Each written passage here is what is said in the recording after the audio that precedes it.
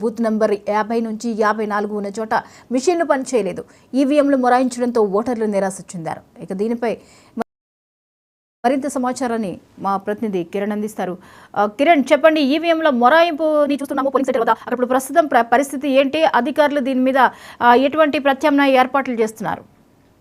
రాష్ట్ర వ్యాప్తంగా సార్వత్రిక ఎన్నికల సమరశంఖం మొదలైంది. ముఖ్యంగా ఈరోజు పోలింగ్ జరుగుతున్న నేపథ్యంలో పెద్ద ఎత్తున ఓటర్లందరూ కూడాను తమ ఓటు హక్కును వినియోగించుకునేందుకు అన్ని సెంటర్లను కూడా బారులు తీరి ఉన్న పరిస్థితి. ఈ నేపథ్యంలో విశాఖ ఉత్తర నియోజకవర్గానికి సంబంధించి ఈరోజు మనం చూసుకున్నట్టయితే 50 నుంచి 54 వార్డులకు సంబంధించి ముఖ్యంగా ఏవైతే బూతులు ఉన్నాయో ఈ సెంటర్స్ పోలింగ్ కేంద్రాలు అక్కడ పెద్ద ఎత్తున జనం బారుతున్నారు. అయితే ఈ బూతుల దగ్గర ఈవీఎంలు పనిచేయట్లేదని చెప్పి క్యూ లైన్లో ఉదయం 7 గంటల నుంచి కూడాను ఉన్నటువంటి వాళ్ళంతా కూడా తీవ్ర ఆవేదన వ్యక్తం చేస్తూ వెనక్కి వెళ్తున్న పరిస్థితి.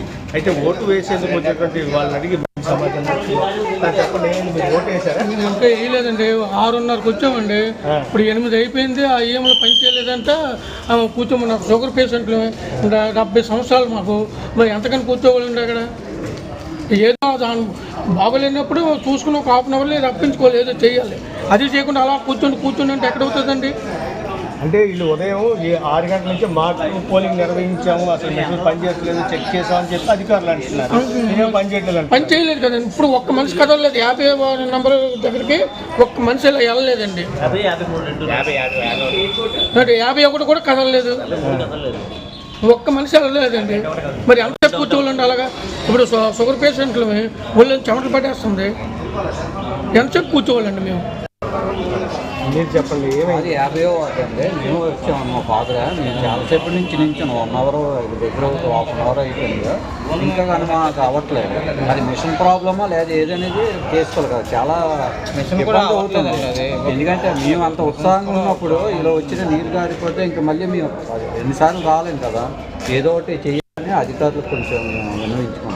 అంటే అధికారులు ఏమో పూర్తిస్థాయిలో మిషన్లన్నీ బాగా పనిచేస్తున్నాయి, ఎక్కడికక్కడ ఇబ్బంది లేకుండా అన్ని అవేర్నెస్ చర్యలు తీసుకున్నాం అంటున్నారు. మాది 50వ బూత్ అసలు ఖాళీ లేదు.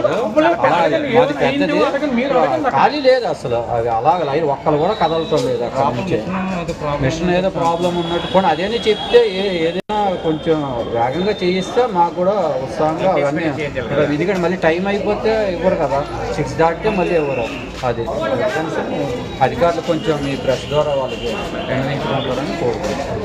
ఇది ప్రస్తుతం మనం చూసుకున్నట్లయితే ఏదైతే ఇక్కడ ఉన్నటువంటి విశాఖ నార్త్ నియోజకవర్గ పరిధిలోని 50 మనకు 51 బూతులు ఎక్కడ కూడా లేదని చెప్పి ఓటర్లు తీవ్ర ఆవేదన వ్యక్తం చేస్తున్నారు. అదేవిధంగా మనతో కూడా డయాబెటిక్ పేషెంట్ కూడా ఉదయాన్నే వినియోగిస్తున్నారు. ఎంతో ఉత్సాహంగా వచ్చినప్పటికీ కూడా ఇక్కడ మిషన్లు పనిచేయడం లేదని చెప్పి అధికారులు చర్యలు తీసుకోవాలని చెప్పి తీవ్ర ఆవేదన వ్యక్తం చేస్తున్న పరిస్థితి. రాజుతో కిరణ్ కుమార్ 99 న్యూస్.